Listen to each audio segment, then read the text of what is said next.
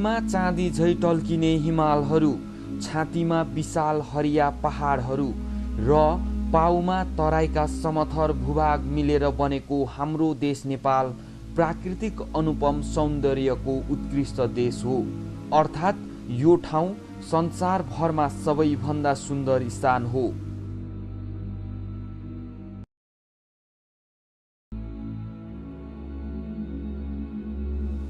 जल सम्पदाका दृष्टिले नेपाल विश्वको दोस्रो धनी राष्ट्रको सूचीमा पर्दछ।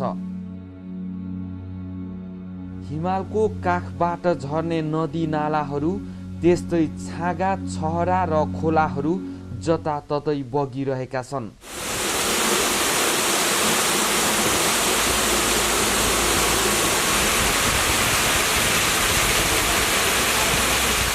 नेपालको पानीलाई विद्युत उत्पादनमा सदुपयोग गर्न सकियो भने मात्र पनि नेपालको पानीबाट करिब 8 करोड किलोवाट भन्दा बढी विद्युत उत्पादन गर्न सकिन्छ।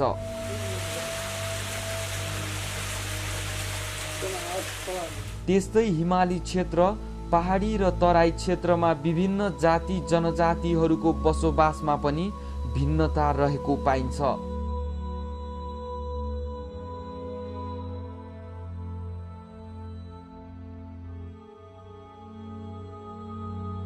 हाम्रो देशमा विभिन्न जातिहरूको आफ्नै आफ्नै मौलिकता र संस्कृति रहेको छ।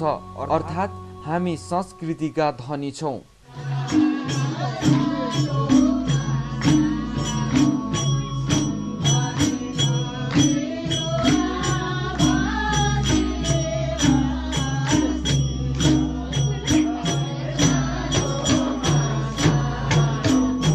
भौगोलिक, प्राकृतिक, सांस्कृतिक र सामाजिक विविधतामा नेपालको मौलिकता भेटिन्छ। पूर्व मेचीदेखि पश्चिम महाकालीसम्म नेपालको हरेक जिल्ला, कुना कन्दरा प्राकृतिक सौन्दर्य र धार्मिक मूल्य मान्यताले भरिपूर्ण छन्।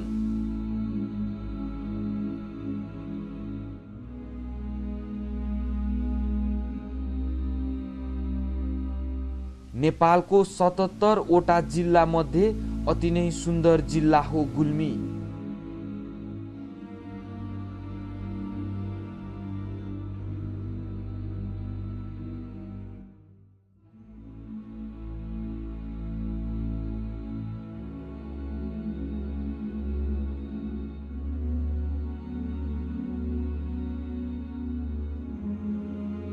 नेपालको दोस्रो ठुलो व्यापारिक केन्द्र बुटवलबाट 115 किलोमिटर मात्र टाढा रहेको गुल्मी जिल्लाको कुल क्षेत्रफल 1149 वर्ग किलोमिटर र 1,14,900 हेक्टरमा फैलिएको छ।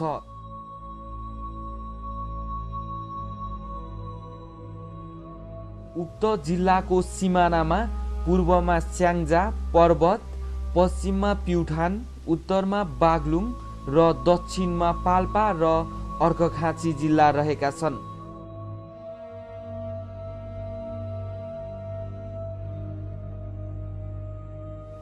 सांस्कृतिक भाषामा सैनिक वा पल्टन भएको ठाउँलाई गुल्म भनिने र सामरिक महत्त्व बोकेको हालको गुल्मी क्षेत्रमा पनि लिच्छविकाल र मध्यकालमा सैनिक छाउनी रहने भएकाले यसलाई गुल्मी भनी नामाकरण गरिएको हो भन्ने भनाइरहेको छ।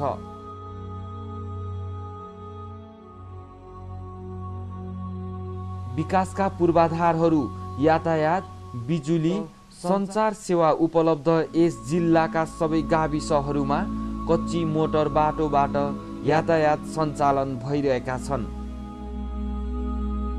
प्राचीन कालदेखि नै प्रसिद्ध नेपालको 4 धाम मध्ये एक धाम रुरु क्षेत्र पौराणिक ऐतिहासिक गाथा बोकी जैविक विविधता र प्राकृतिक सौन्दर्यले भरिपूर्ण तपोभूमि रेसुङ्गा क्षेत्र, यसै गरी धार्मिक ऐतिहासिक महत्त्व बोकेको रुद्रबेनी, कुर्घामालिका, श्रृङ्गाको श्रृङ्गेश्वर मन्दिर, लिच्छविकालीन चारपालाको शिवालय, शान्तिपुरको चक्रेश्वर, ऐतिहासिक दरबार र कोटहरू यी स्थान धार्मिक महत्त्वले मात्र नभई जैविक विविधता, पर्यटकीय स्थल, जल स्रोतको मुहान, तीर्थस्थलको रूपमा परिचित छन्।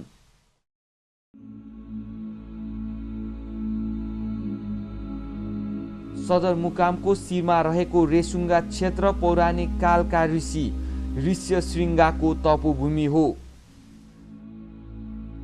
यस जिल्लामा जनजातिहरूको आफ्नै कला, संस्कृति, वेशभूषा र जीवनशैली रहेको छ।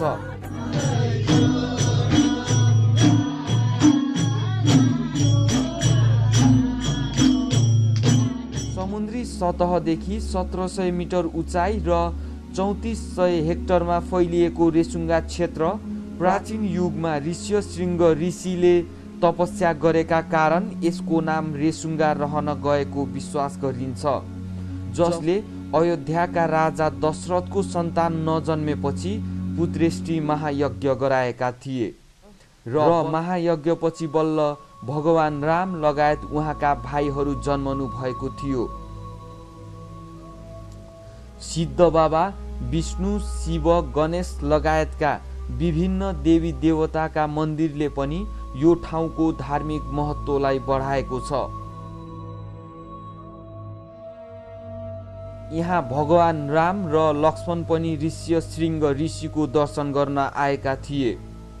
भगवान रामले ऋषिसँग के को समस्या छ भनी सोध्दा पानीको समस्या ऋषिले बताएपछि आफ्नो धनुष बाणले हानेर पानी निकालिदिएको राम कुवा पनि अझै छ।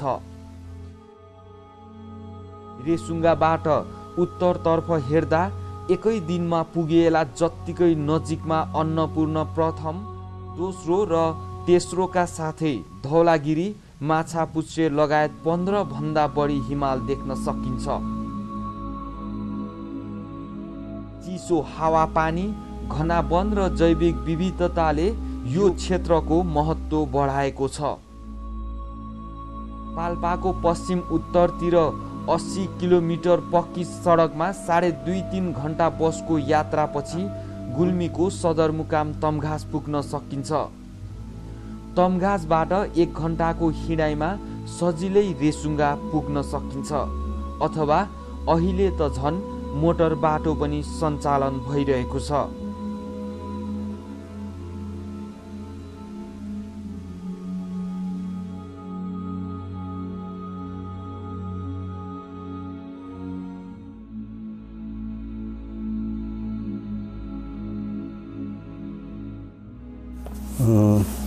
यस रेसुङ्गा तपोभूमि त्रेता युगमा ऋष्य सिंहेश्वर भन्ने ऋषि, ऋष्य भनेको ऋषि, सिंहेश्वर भन्नाले उहाँको एउटा सिंह पलाएको पनि रहेछ।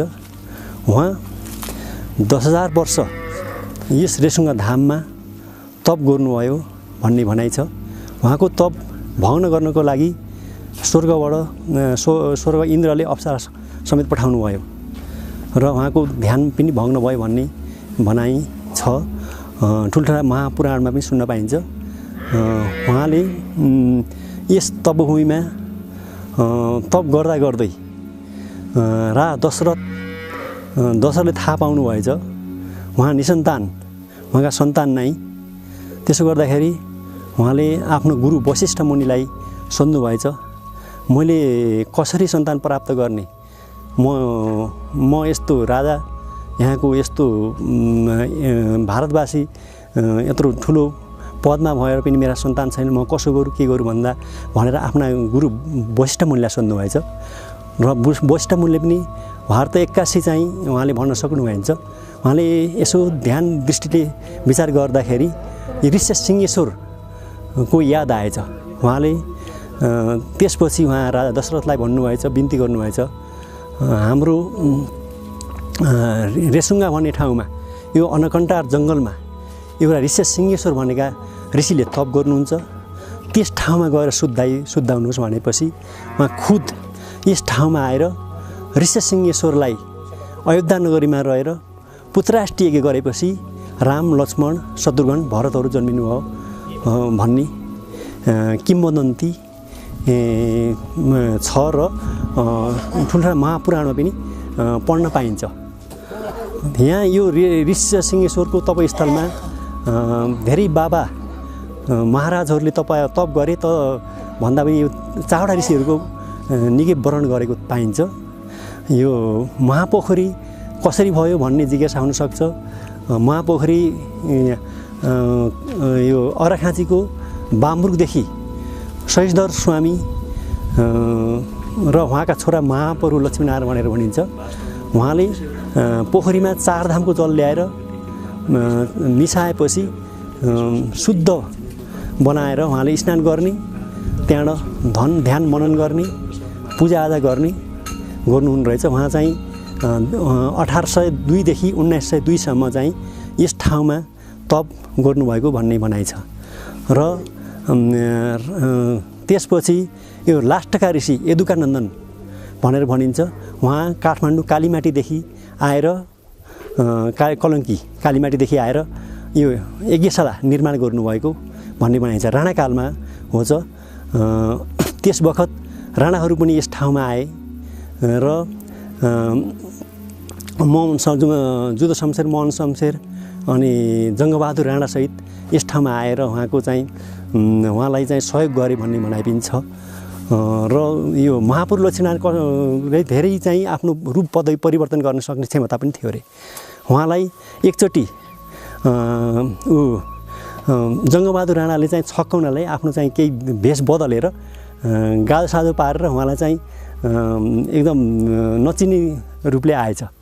आउँदाखेरि ए जङ्गे मलाई चिन्दैनस्, मलाई छक्काउन आएकोस् त भन्दाखेरि हो निश्चय एकदम साक्षात् भगवान् नै हुनु रहेछ भनेर उहाँलाई 108 असर्फी ल्याएर चाहिँ खुट्टामा ढोग्यो अरे। ढोग्दाखेरि तैँले 108 दिनुपर्छ, मसँग छन्ला तैँले लैजा कति लान्छस् भनेर यो खोर्सीको बुटो हल्लाउँदाखेरि हर्र असर्फी खसे भन्ने भनाइपिन्छ हजुरको। त्यसपछि यो पुण्य पवित्र पावन क्षेत्र कसरी बनेको रहेछ भनेपछि यो देवता र दानवको लडाइँ भएछ।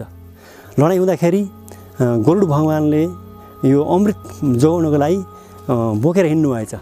हिँड्दाखेरि अनि बाटा यो माथिबाट थोरै अमृत पनि खसेको अरे। यस ठाउँमा अमृत खसेको ठाउँमा गरुड भगवानको मन्दिर स्थापित भएको छ।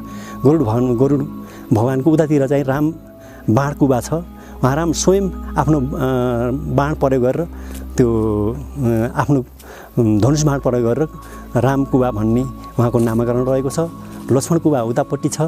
उहाँ यस ऋष्यसिंहेश्वरको चाहिँ गुरुका दर्शन गर्नको लागि आएको बेलामा उनले चाहिँ पानीको अभाव देख्नुभएछ र दाइ भाइ दुईटैले चाहिँ राम कुवा र लक्ष्मण कुवा चाहिँ स्थापित गर्नुभएको रहेछ। त्यही पानी हामीले चाहिँ यहाँ खाने पिउने गर्दछौँ, भक्तहरूलाई पिउने गर्दछौँ।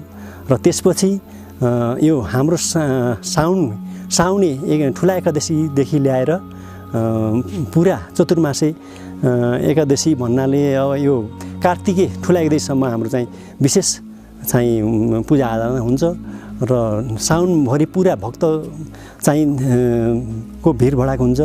उहाँहरू दर्शन गर्नुहुन्छ। उहाँ साउनामा यो पोखरीमा 27 गौमुखी धाराहरू छन्। तिनमा नुहाएर यो यज्ञशाला सिद्ध बाबा यो सबै मठ मन्दिरमा दर्शन गर्नाले पूजा आराधना गर्नाले आफ्ना अनेक प्रकारका रोग व्याधहरू अनेक प्रकार दुःख कष्टहरू हरण हुने भन्ने हाम्रो किंवदन्तीमा उल्लेख गरिएको छ, इतिहासमा पनि उल्लेख गरिएको छ।